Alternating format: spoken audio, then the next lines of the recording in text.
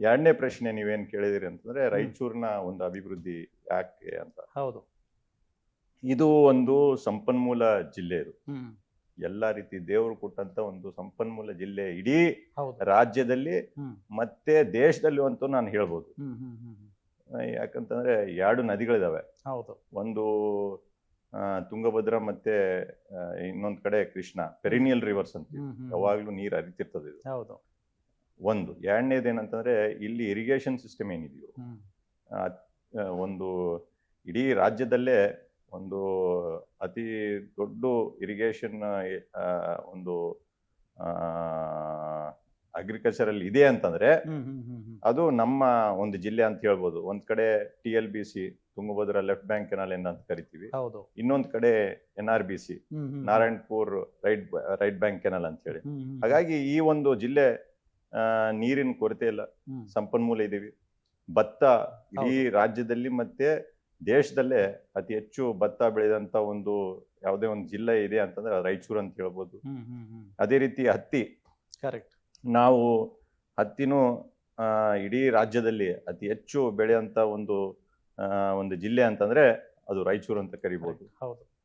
ಮೆಣಸಿನ್ಕಾಯಿ, ಬ್ಯಾಡಗಿ ಮೆಣಸಿನ್ಕಾಯಿಗಿಂತ ಒಳ್ಳೆ ಮೆಣಸಿನ್ಕಾಯಿ ಇಲ್ಲಿ ಸಿಗತ್ತೆ. ಬ್ಯಾಡಗಿ ಅನ್ನೋದನ್ನ ಎಲ್ಲರಿಗೂ ಗೊತ್ತಿದ್ದ ವಿಷಯ, ಬಟ್ ರಾಯಚೂರು ಮೆಣಸಿನ್ಕಾಯಿ ಏನಿದೆಯಲ್ಲ ಅದು ಬಹಳ ಸ್ಪೆಷಲ್. ಅದು ಮತ್ತೆ ಏನು ಇಲ್ಲಿ ಇಳುವರಿಕೆ ಏನಂತೀವಿ ಅದು ಎಲ್ಲದಕ್ಕಿಂತನೂ ಜಾಸ್ತಿ. ಸೊ ಭೂಮಿ ಸಮೃದ್ಧಿ, ಭೂಮಿ ಇದೆ, ನೀರಿದೆ. ಮತ್ತೆ ನಾವು ಇಡೀ ರಾಜ್ಯಕ್ಕೆ ನಾವು 30-35% ನಾವು ವಿದ್ಯುತ್ ಅನ್ನು ಕೊಡ್ತೀವಿ.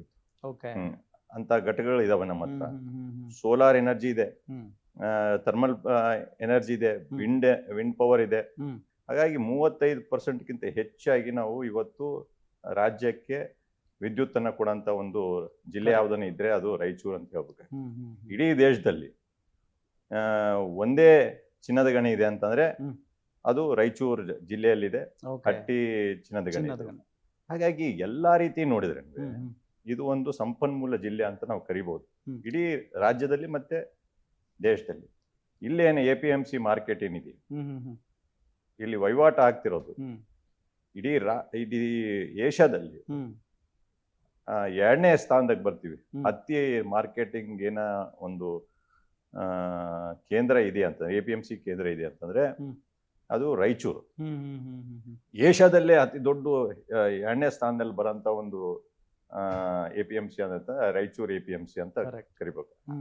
ದಿನನಿತ್ಯ ನಾವು ಅಲ್ಲಿ ವಹಿವಾಟು ಆಗ್ತಿರೋದು. ಯಾಕಂದ್ರೆ ಒಂದ್ ಕಡೆ ನಾವು ತೆಲಂಗಾಣ ಬಾರ್ಡರ್ ಇದೆ, ಇನ್ನೊಂದ್ ಕಡೆ ಆಂಧ್ರ ಬಾರ್ಡರ್ ಇದೆ.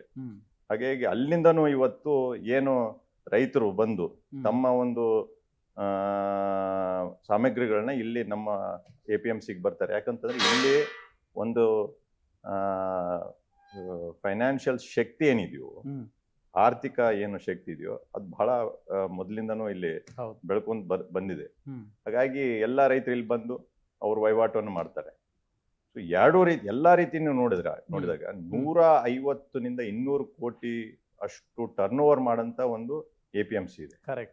ಅಂದ್ರೆ ವರ್ಷದಲ್ಲಿ ನೀವು 10,000-15,000 ಕೋಟಿ ಸಾಮಗ್ರಿಗಳು ವಹಿವಾಟು ಆಗ್ತಿರೋ ಒಂದು APMC ಅಂತಂದ್ರೆ ರಾಯಚೂರು APMC. ಹಾಗಾಗಿ ಬಂದಿರೋದೇನಂತಂದ್ರೆ ಇವತ್ತು ಸಂಪನ್ಮೂಲವಾಗಿ ಎಲ್ಲಾ ರೀತಿ ನಾವು ಈ ಜಿಲ್ಲೆ ಸಂಪನ್ಮೂಲವಾಗಿ ನಾವು ಬಲಿಷ್ಠವಾಗಿದ್ದೀವಿ. ಎಲ್ಲೋ ಒಂದ್ ಕಡೆ ಇಲ್ಲಿ ಏನು ಹ್ಯೂಮನ್ ಡೆವಲಪ್ಮೆಂಟ್ ಇಂಡೆಕ್ಸ್ ಅಂತ ನಾವೇನ್ ಕರಿತೀವಿ, ಅದರಲ್ಲಿ ನಾವು ಹಿಂದೆ ಉಳಿದಿವಿ. ಇಡೀ ರಾಜ್ಯದಲ್ಲಿ ಏನ್ 30-31 ಜಿಲ್ಲೆ ಇದಾವೆ, ಅದರಲ್ಲಿ 30-31ನೇ ಸ್ಥಾನಕ್ಕೆ ಬರ್ತೀವಿ ನಾವು. ನಿಜ. ಶಿಕ್ಷಣ ಇರ್ಬೋದು. ಅದ್ ಯಾಕೋ ಏನೋ ಸರ್, ನೀವು ಹೇಳ್ದಿರಿ ಈಗ ಸಂಪನ್ಮೂಲದಲ್ಲಿ ನಮ್ಗೇನೋ ಕೊರತೆ ಇಲ್ಲ ಅಂತ ಹೇಳಿ. ಆದ್ರೂ ಕೂಡ ಯಾವಾಗ್ಲೂ ಒಂದು ಮಾತಿರುತ್ತೆ, ಈ ರಾಯಚೂರು ಅಂತ ಬಂದಾಗ ಅತಿ ಹಿಂದುಳಿದ ಜಿಲ್ಲೆಗಳಲ್ಲಿ ಒಂದು ಅಂತ ಹೇಳಿ. ಅದು ಯಾಕೆ ಅಂತ ಅರ್ಥ ಆಗ್ತಿಲ್ಲ. ಅದೇ ಇಡೀ ದೇಶದಲ್ಲೇ ಇದು ನೀತಿ ಆಯೋಗದ ಕೇಂದ್ರ ಸರ್ಕಾರದ ಒಂದು ಏನ್ ನೀತಿ ಆಯೋಗ ಇದೆಯೋ ಅದು ಇಲ್ಲಿ ಈ ಜಿಲ್ಲೆಯನ್ನ ಇದು ಮತ್ತೆ ಯಾದಗಿರಿಯನ್ನ ಆಸ್ಪಿರೇಷನಲ್ ಡಿಸ್ಟ್ರಿಕ್ಟ್ ಅಂತ ಹೇಳಿ ಇದನ್ನ ಘೋಷಣೆ ಮಾಡಿದೆ. ಇಡೀ ದೇಶದಲ್ಲೇ ಅತಿ ಹಿಂದುಳಿದ ಜಿಲ್ಲೆ ಅಂತಂದ್ರೆ ಜಿಲ್ಲೆಗಳಲ್ಲಿ ಒಂದು 50-100 ಜಿಲ್ಲೆಗಳನ್ನ ಇಡೀ ದೇಶದಲ್ಲೇ ಮಾಡಿದಾಗ ಅದರಲ್ಲಿ ರಾಯಚೂರು ಮತ್ತೆ ಯಾದಗಿರಿ ಅಂತ ಹ್ಮ್. ಕರೀತಾರೆ. ರಾಜ್ಯದಲ್ಲೇ ಒಂದೇ ಅಲ್ಲ, ಹಾ. ಇಡೀ ದೇಶದಲ್ಲೇ. ಸೊ ಅದು ಯಾಕೆ ಅಂತಂದ್ರೆ ಹ್ಮ್. ಎಲ್ಲೋ ಒಂದ್ ಕಡೆ ಶಿಕ್ಷಣ ಏನು ಇಲ್ಲಿ ಜನರಿಗೆ ಸಿಗ್ಬೇಕಾಗಿದ್ವಿ ಅದು ಅದರಲ್ಲಿ ಹಿಂದುಳಿದೀವಿ.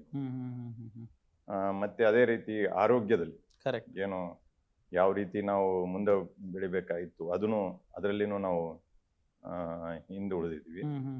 ಮತ್ತೆ ಸಾಮಾಜಿಕವಾಗಿನೂ ಇಲ್ಲಿ ಜನರು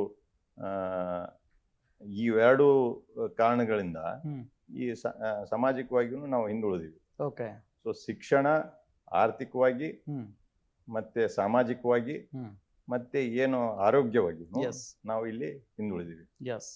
ಮತ್ತೆ ಇನ್ನೂ ಒಂದು ಮುಂದೋಗಿ ರಾಜಕೀಯವಾಗಿನೂ ಇಲ್ಲಿ ಬಲಿಷ್ಠವಾದಂತ ನಾಯಕರು ಇಲ್ಲಿ ಬೆಳೆಯಕ್ಕೆ ಆಗಿಲ್ಲ ಅಂತ ಆ ಒಂದು ಕೊರತೆ ಇದೆ. ಈಗ ನೀವು ಗುಲ್ಬರ್ಗ ನೋಡ್ರಿ, ವೀರೇಂದ್ರ ಪಾಟೀಲ್ ಅವರಿಂದ ಹಿಡಿದು ಮಲ್ಲಿಕಾರ್ಜುನ್ ಜಿ ಅವರು ಒಂದು ನೇತೃತ್ವ ಮತ್ತೆ ಧರ್ಮ್ ಸಿಂಗ್ ಜಿ ಅವರು ಅಂತವರೆಲ್ಲ ಬಲಿಷ್ಠ ನಾಯಕರು ಅಲ್ಲಿ ಬೆಳೆದಿದ್ದಾರೆ. ಅಂತ ಒಂದು ಬಲಿಷ್ಠ ನಾಯಕರು ಇಲ್ಲಿ ನಮ್ಮಲ್ಲಿ ಇಲ್ಲ, ಬೆಳೆದಿಲ್ಲ ಅನ್ನೋದು ಒಂದು ಕೊರತೆ ಇದೆ. ಅದರಿಂದ ಸಹಜವಾಗಿ ಏನೋ ಕಂಟಿನ್ಯೂಯೇಷನ್ ಪೊಲಿಟಿಕಲ್ ರಿಪ್ರೆಸೆಂಟೇಷನ್ ಆಗಲಿ ಮತ್ತೆ ನಾಯಕರು ಬೆಳಿಬೇಕಾದಂತ ಒಂದು ಅವಕಾಶ ಇಲ್ಲದೆ ಕಾರಣ ಇವತ್ತು ನಾವು ಹಿಂದೆ ಉಳಿದಿರ್ಬೋದು ಅಂತ ನಾನು ಹೇಳ್ಬೋದು. ಬಟ್ ಅದೊಂದೇ ಕಾರಣ ಅಂತ ಹೇಳಕ್ ಆಗಲ್ಲ. ಬಟ್ ಬಹಳಷ್ಟು ಕಾರಣಗಳಿದಾವೆ. ಎಸ್.